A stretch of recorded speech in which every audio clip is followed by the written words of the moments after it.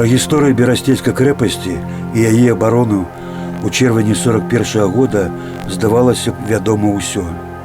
Мемарыял наведалі мільёны людзей. Але ці шмат з іх ведаюць, што за 2 гады да пачатку айчыннай вайны была яшчэ адна абарона. Не меней гераічная, але значна менш трагічная. Мы паспрабуем дадаць некалькі рысак да суровай гісторыі крэпасці, якая, на жаль, з часам стала нагадваць занадта прыгладжаную ідэалагічную легенду.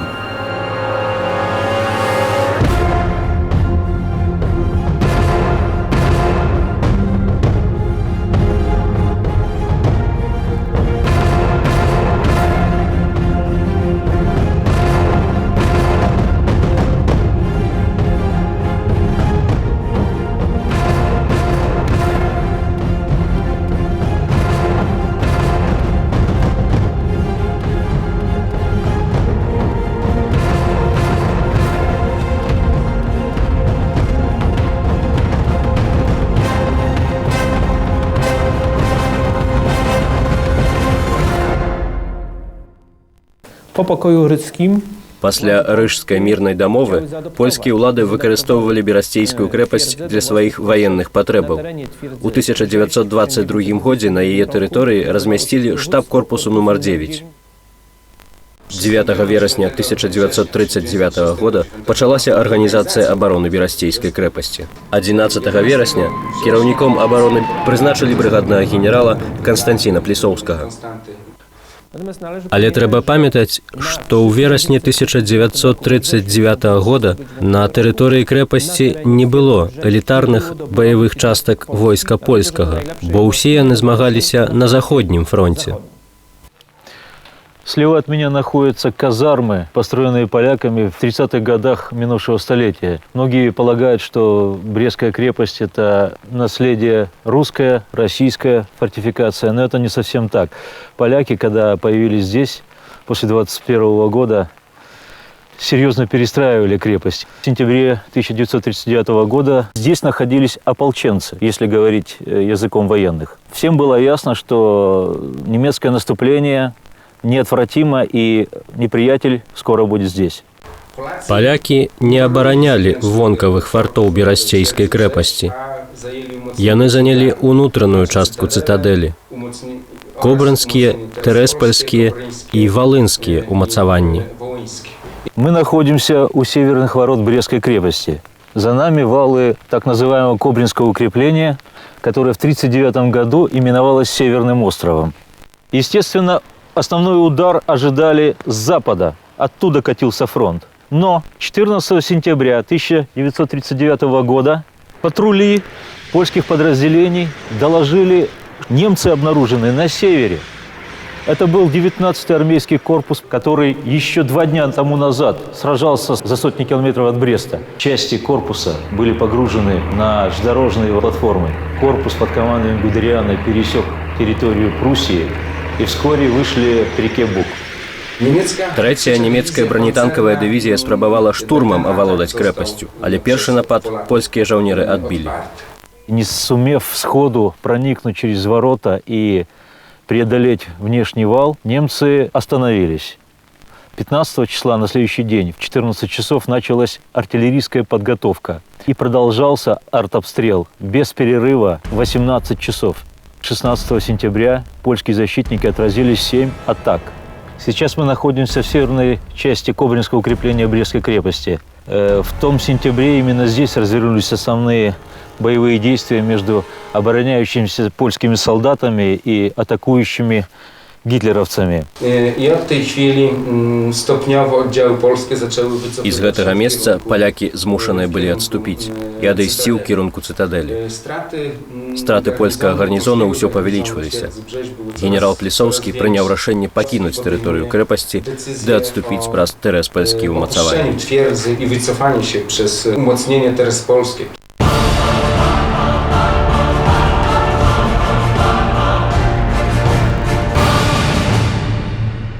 Амаль адразу была пастаўлена задача як бы прарвацца. Бацька быў паранены. Ён цягнуў на сябе польскага жаўнера, які трымаў вока, выбіла, няма ока, як ён сказаў. І ён это ока выхапіў нельзя, но повисла, видать, и трымаў у руцэ, это некалькі дзён все спазяваўся, што гэта вока можна ўставіць і зноў убачыць белы свет.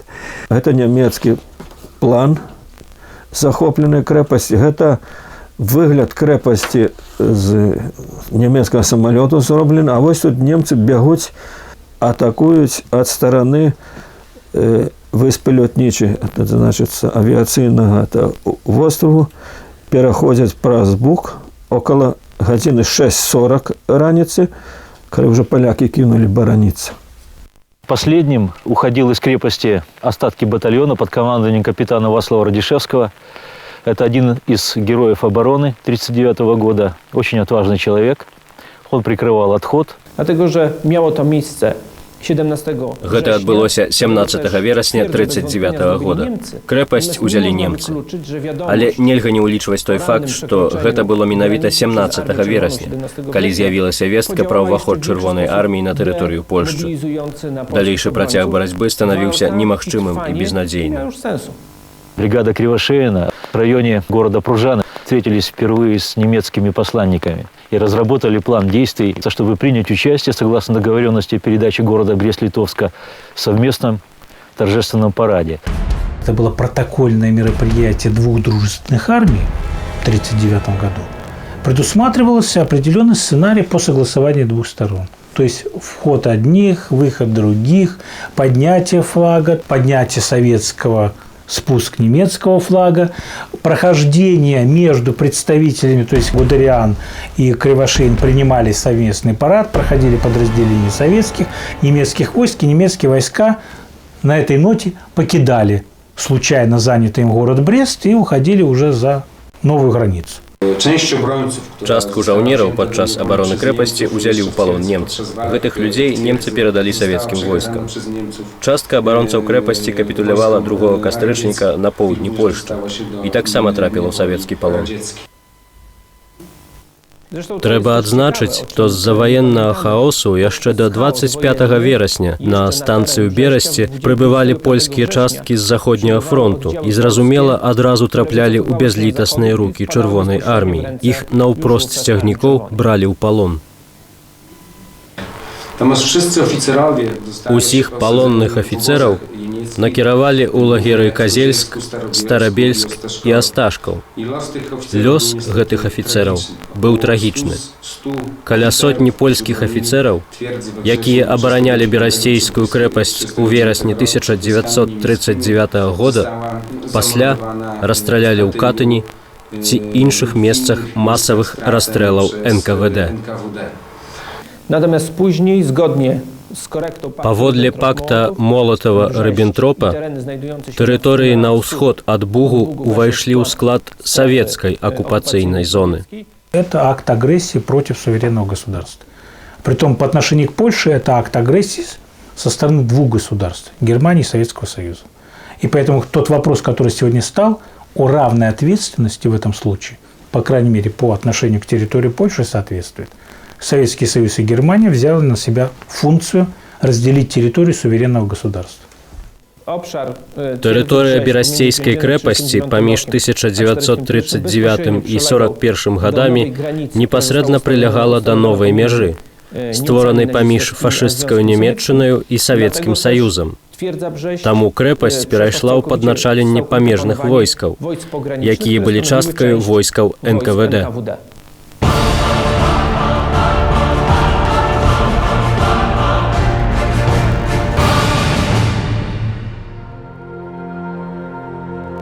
Ёсць на тэрыторыі берасцейскай крэпасці такія дарогі, па якіх звычайныя наведвальнікі не ходзяць. Яны сведкі падзей, аб якіх не гавораць. Да 41-го яшчэ 2 гады. Якімі былі яны для насельніцтва так званых вызваленых земляў. За гэты час у заходніх абласцях было арыштавана больш за 100 000 чалавек.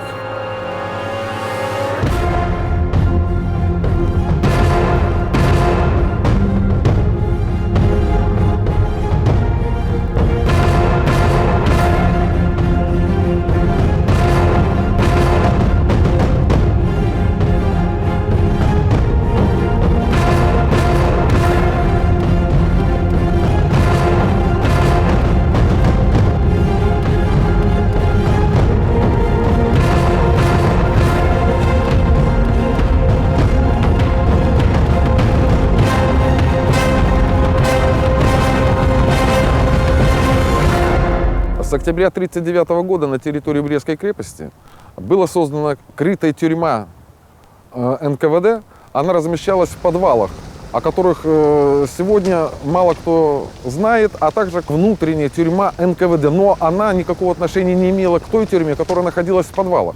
В корпусах бывшего Бригитского монастыря была оборудована тюрьма, которая в народе именовалась Бригитки, оборудована еще поляками.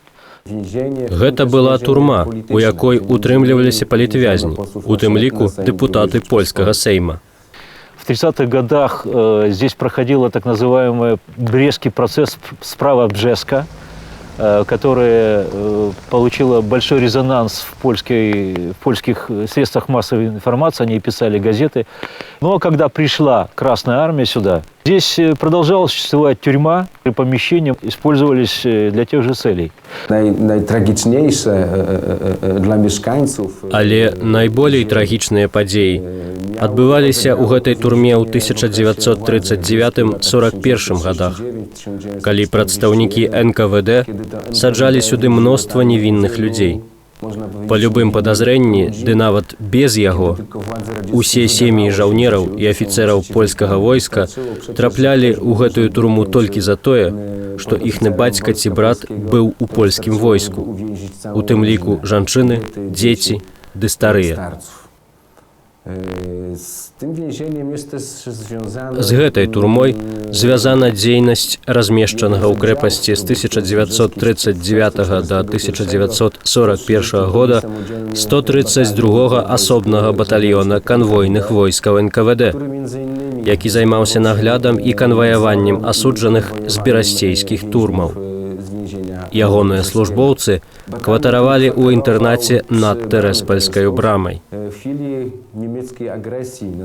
Калі пачаўся наступ нямецчыны на Савецкі Саюз, большасць афіцэраў і салдатаў знаходзілася па-за межамі крэпасці. Вялікая частка тых, хто заставаўся на тэрыторыі, загінула падчас першага ж абстрэлу нямецкай артылерыі, бо першы удар разбурыў Тэрэспальскую браму.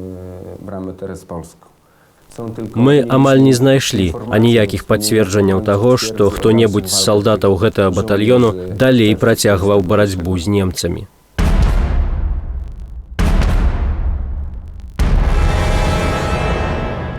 Когда шли ожесточенные бои, то спецотряды, спецподразделения НКВД уничтожали находящихся в первую очередь людей в подвальных помещениях.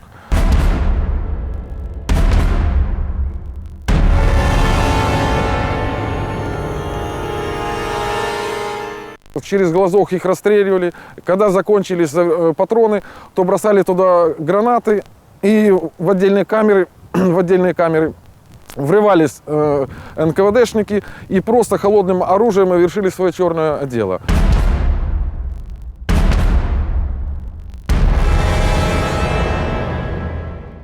Я разговаривал с местными жителями города Бреста, которые в 60-е годы учились в Брестском пединституте, и они студентами приходили на руины, вот так развалины Брестской крепости, спускались в эти подземелья, где эти камеры, и видели, находили записи, нас уводят на расстрел, датированные 21 июнем и 22 июня 1941 года. Точное число установить, сколько уничтожено заключенных, не представляется возможным по одной лишь причине. Документы эти хранятся в российских архивах, и перед развалом Советского Союза, как я владею сегодня информацией, они находятся в одном из архивов города Новосибирска, архива ФСБ России.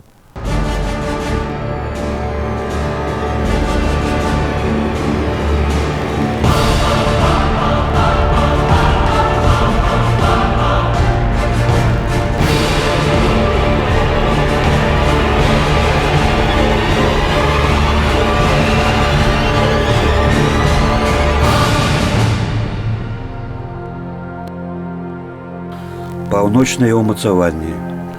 Праз 2 гады пасля польскай абароны тут зноў паўстала абарона. Савецкая. Сумесныя парады і вялікае сяброўства раптам скончыліся.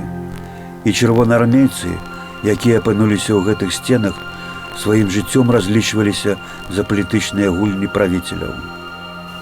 плавілася цэгла, і не было ані ежы, ані вады, ані патронаў, аніякага выйсця.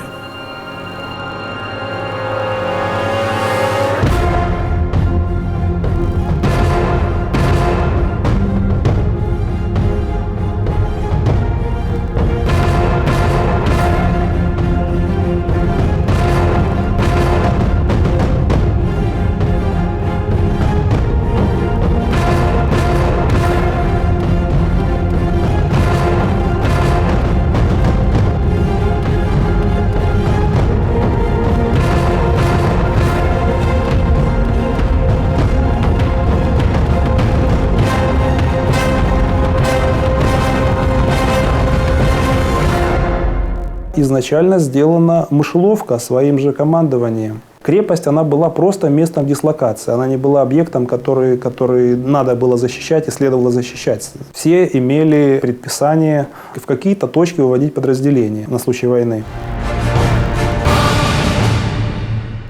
В июне 1941 года подразделения противотанковой артиллерии с личным составом и противовоздушной обороны были выведены в учебные лагеря. 15-16 тысяч личного состава, который находилось в Брестской крепости. Бойцы спят. Легли поздно. По воспоминаниям. Кто-то лег в 12, кто-то лег в 12:30, кто-то лег в час. У очень многих были увольнительные. Они ходили на танцы. Были танцы в самой крепости.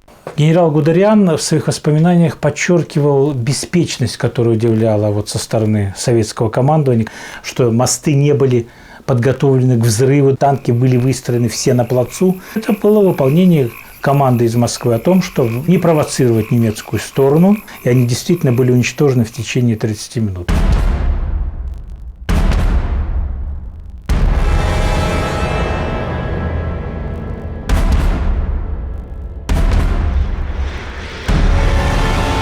В 4:15 весь этот кошмар начался. Грохот, огонь и темень. В чем спали, в том выскакивали. Кто-то одел 2 левых сапога, кто-то натянул штаны, кто-то бежал в кальсонах или в трусах. Человек в этом хаосе не знает, куда бежать, в какую сторону. Ему нужен командир, ему нужен человек, который крикнет «отделение за мной таким-то путем». Ни одного командира дивизии, ни штаба, никого не было. Кто-то погиб. Но главный фактор того, что офицерский состав жил отдельно. Абсолютное большинство командиров, они ночевали дома, дом у них был в городе, солдатики были предоставлены сами себе. Первые часы возможность какая-то выйти еще была, потому что немцы шли с запада. Где были командиры, ночевали, вот они в основном-то и вывели свои донесения Попова, командира корпуса, что половину личного состава удалось вывести. Немцы тем временем огибали со всех сторон. И когда немножечко могли прийти в себя, уже выходить-то можно было только со страшным боем. И крепость для них оказалась своеобразным окружением. Когда 22 июня обрушился шквал огня, то понятие 332-й полк или 335-й полк отсутствовало. Потому что все в панике бежали, кто где-то прятался, кто в каком-то каземате. Когда в марте 1942 года под Орлом была разбита 45-я пехотная дивизия, то в руки советского командования попал архив. Так вот, по немецким данным, активная фаза боевых действий с 22 июня по 1 июля. Но отдельные группы 3, 4, 5 человек и после 20 июля погибали, когда там применяли артиллерию, там газами травили, там огнеметами. И хотя вот это в советской литературе выражение «штаб обороны Брестской крепости», как штаб мог организовывать оборону Брестской крепости, когда не было ни радиосвязи, ни проводной связи в Брестской крепости? Защитники были в разных фортах, и вся связь осуществлялась с посыльного. Послали, убили, не дошел. Связи нет. Повезло, дошел, сказали какую-то информацию. То есть это чисто условно, это было очаговое сопротивление отдельных военнослужащих, отдельных, даже подразделений нельзя сказать, потому что все оказались сборные.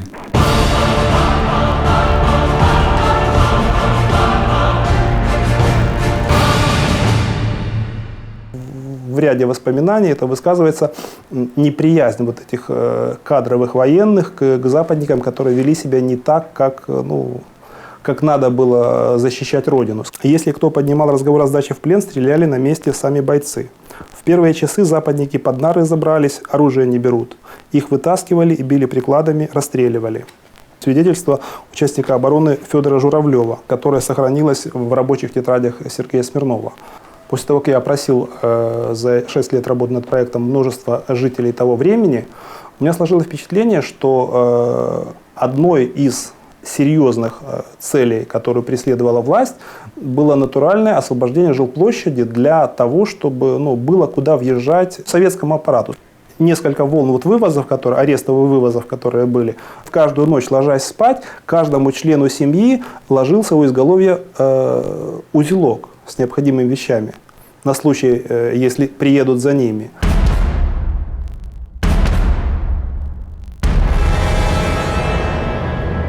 И кто же из западников будет после этого воевать за эту власть? Слово партии как хлеб, как воздух. 28 июня на 6-й день войны. Этот листок читали Полесье и Принеманский край. Бессонный штаб большевиков Белоруссии. Пономаренко, Калинин, Ванеев, Малин, Гоненко. Коммунисты были с народом. Когда собралось бюро Центрального комитета Компартии Беларуси 23 июня, первым вопросом повестки дня было о приведении приговора в исполнение о высшей мере наказания заключенным в тюрьмах Западной Беларуси. Поручить товарищу Цанаву и Матвееву привести этот приговор и все в исполнение. И вот эти все расстрелы, которые были после 22 июня, колонны под Червенем заключенных расстреляны, под Минском, под Борисовым, под Витебском, в районе Вилейки. Это все указания и выполнение указаний Пономаренко 23 июня. Не эвакуация, не организация там обороны Минска, а о расстреле заключенных и тех, кто находился под следствием. Политических, я подчеркиваю. Уголовников или отпускали, или эвакуировали вглубь страны.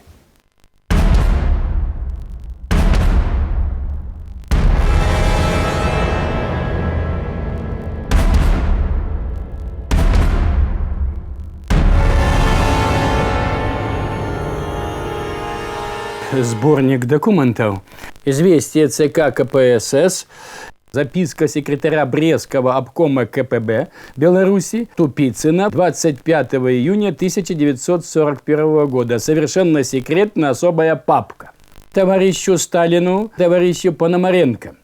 В Брестской крепости на самой границе держали 2 стрелковые дивизии, которым даже в мирных условиях требовалось много времени для того, чтобы выйти из этой крепости и развернуться для военных операций. При первых выстрелах среди красноармейцев создалась паника. Не все части соединения имели патроны, не было патронов у бойцов. Многие командиры и политработники вместо организации эвакуации в панике бежали из города. В первую очередь спасая свои семьи, а красноармейцы бежали в беспорядке. Не зная обстановки, не имея связи с военным командованием, не рассчитывая на боеспособность воинских частей, мы вынуждены были оставить Брест. Воспоминания первого секретаря областного комитета комсомола Брестского. И он рассказывает, что мы 23 июня 12 часов дня находились уже в городе Барановичи, где заправились продовольствием и бензином, двинулись колонной автомашин, захватив партийцев обкома партии как и Брестского, так и Барановичского в сторону Минска.